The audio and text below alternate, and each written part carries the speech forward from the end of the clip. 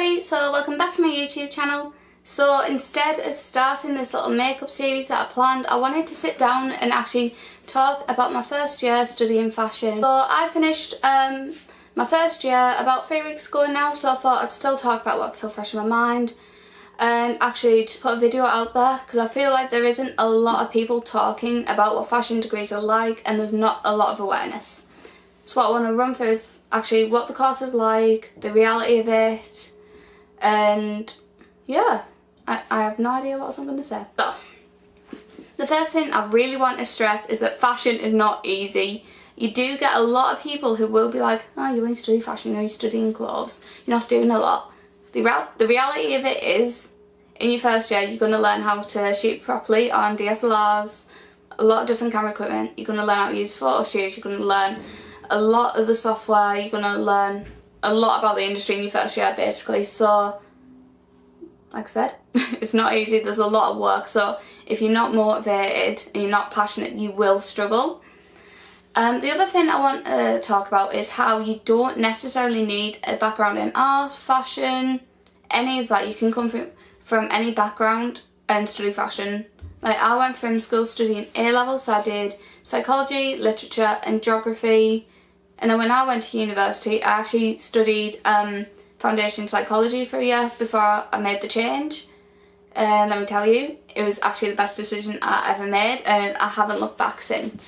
And the third thing, I think you don't necessarily need to know exactly what you want to do later on. So the course I'm on is actually fashion communications, and what that basically is, it's essentially the wider fashion industry after the clothes have been made. So if you're someone who isn't 100% sure on what you want to do, but you want to work somewhere in fashion, this might be the course for you. And I'm just going to talk you through it from the interview process to finishing your first year. So UCAS submissions, if I remember rightly, started around September, October. However, Northumbria usually starts interviewing between November and around January. And in your interview, it would be a group interview with a couple of the students who are also applying, and also a tutor and a prospective student, a first year student even. So obviously I've done the interview and I've also sat in the interviews with the tutors. So the main thing they are looking for is, are you actually passionate? That is what they care about. They want to see someone who cares about the industry, and the way you do your visual CV is you don't have to have loads of things just about fashion. It can be anything about you, like what makes you special, like what your interests, your hobbies, like what music do you like, do you play sport, travel, any of that. And if you can prove to them that you're passionate and you care, you're probably going to get a place. So once you've got your place, obviously you either get your conditional or your unconditional offer, and then once you've done your A-levels, whatever it is you're doing at the minute, and you accept the place at Northumbria, you come to Freshers Week in September. At uni, what happened during Freshers Week was we had all the fashion degrees mixed. So we've got fashion communications, which I'm on, fashion design and marketing, and fashion design. And what they do is we're mixed all of us together, and it's you put into a group and then you pick 3 things out of a hat. So you pick your object that you're going to make, your colour and your category. And then for that week you're working with these group of people who you don't know, and you bring together this final thing. While that's also going on, you will be with your actual degree. So for fashion comms, what we had was, we had like the little introduction, what we were going to do, the staff, and we played like little icebreakers, and we actually get put into house teams. So what the house teams are for, it's just to get us talking and give us a group of people. So later in the year, if you're not sure who you want to work with, you know you've always got someone.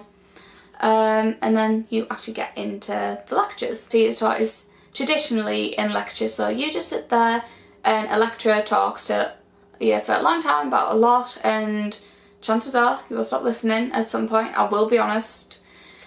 But what our uni does is we have it split between lectures and seminars, or like workshops, whatever you want to call them. We all have different names for them.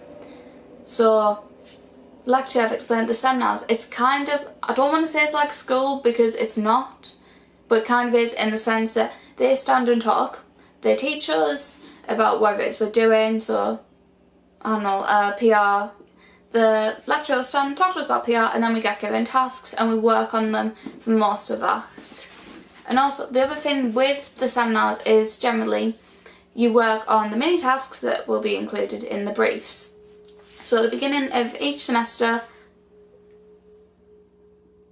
so the briefs, basically we get them at the beginning of each semester, and typically we get about 3. So you work on 3 projects per semester. It's not the easiest thing in the world, I'll be honest, but if you keep up to date with like the little tasks, because there's generally like a little box that's full of dates and tells you what you're doing that week, and if you can stick to that, it makes it a lot easier to stay on top of your work. So the little tasks that you do in the seminars, I will be honest, you will sit there sometimes and think, what the hell am I doing? Why am I wasting my time? But basically those little tasks will teach you the basics for what you need throughout your whole degree. So things like photography, shooting, looking up like research, all of that adds up. And what happens is everything you do in these little tasks you are encouraged to put in your process book, which is something you hand in along with your final projects, each submission, unless you're doing an essay, and then it's just the essay alone. So in semester 1 we had Introduction to Fashion Communications, and they called that module T-shirt happens. And that module was essentially to just teach us the basics, how to do research, take photos, what you'd expect from fashion. But the one thing is, a lot of it people were a bit like, what are we actually doing? Like, what's the point? The one you will be encouraged to think outside the box with fashion, so when it gets to the final submission, you come up with a piece of work that hopefully the tutors have never seen before and none of the people in your class have ever seen before. And it was the same for fashion journalism. So we had to pick 1 of 3 magazines. So for this year it was Oh Comely, Elle and Fantastic Man. And you basically choose someone to go on your cover and you write a story about them as if you're working for the magazine. And then the fashion marketing module, I wouldn't call it a module because it was part of Introduction to Fashion Communications, but that was a separate essay. The one thing I will say about, and I still hate this, is that at the end everyone will look at your work. And it's nothing to necessarily worry about because it's always good to get that constructive criticism. But I think the one thing, obviously I still need to remember this, and a lot of people will still do this, is you can't always compare yourself to everyone, because a lot of people on these courses are very talented. Some people have been doing fashion for years, some people are like me and have literally been doing it for a year. What really matters is if you're happy with your anything, if you're happy with your final concept, if you get the grades you need, you don't need to compare yourself to other people. So moving on from that into semester 2, it's the same thing. So we have the essay, which this one was fashion history. We do fashion film, and you will work in groups for that one, so there's your heads up. And then we have something called PR and fashion spaces, which it's split into 2. So it's essentially 4 projects that semester. And this time we were looking at like redoing big market up and putting an installation in there, and doing a PR event for anyone. What else did we do? Yeah, we did the fashion film, which was more like a show reel, but it taught us like the different techniques. So if you want to specialise in fashion film throughout your degree or for a career, there's your option. And fashion history, it was just pick something that happened in a decade, talk about it. So I'm aware I've made this sound very straightforward, and you will think when you're on the degree, what the hell am I doing? The one thing we always get told is look at your brief. Like, your brief will help you so much, and I really wish I'd looked at it more, to be honest. My phone, because I've actually got a list of things I need to talk about, which brings me into my next point, social media. So what I'm on is a communications course. You are going to have to use social media whether you like it or not. So the main thing we are encouraged to do is have an Instagram page for our fashion work.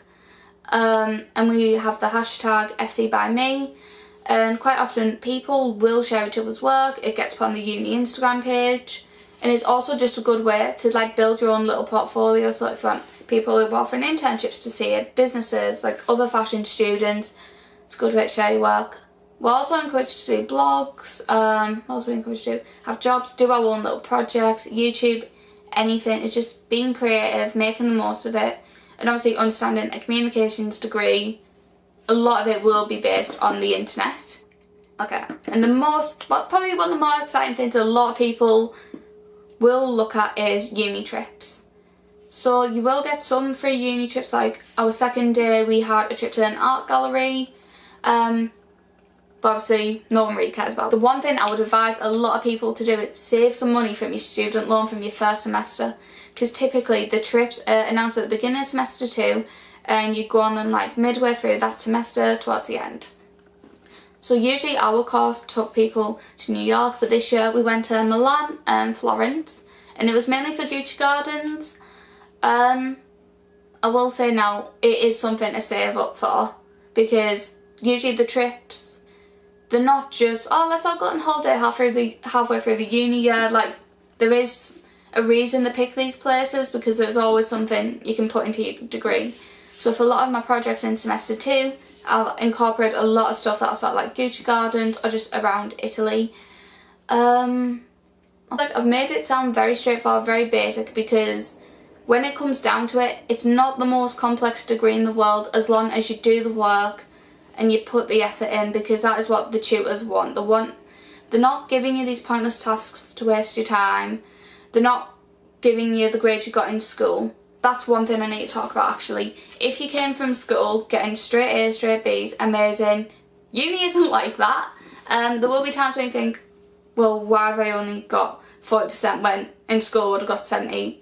It is because universities expect a high standard of work, especially this one, so that is something to prepare yourself for. The other thing is, a lot of people think fashion is very expensive, and it can be to study, because obviously we're using Canons, we're using MacBooks, we're using Studios, Adobe Creative Cloud. All that money adds up, but you don't need to spend a lot of money. Like the universities, well, at least I think most of them will, but they will have cameras you can borrow, you can rent out, you can use the MacBooks. Creative Cloud at uni, you don't need to spend hundreds of pounds to do fashion. That's something I want to stress. Another thing I want to stress is it doesn't matter how you look. You don't need to come in wearing Gucci, Chanel. You know, if you want to come in wearing Primark, if you want to come in wearing something from Urban Outfitters, if you want to come in pyjamas, suit, anything, it doesn't matter. People really don't care when you're at uni what you wear, what you're wearing. It's more the work you're producing is what people care about. So as a whole, my first year studying fashion, I think it was honestly the best choice I ever made, and I would say before you go, just think about, before you go to university, it is something you need to think about. Obviously, I ended up changing degree. I could have just gone straight into fashion, instead ended up wasting a year doing psychology. So make sure before you go, you're choosing what's right for you and not what's right for someone else. But that's my video on my first year of fashion communications. I hope you liked it, and hopefully I'll see you in my next video. Bye guys!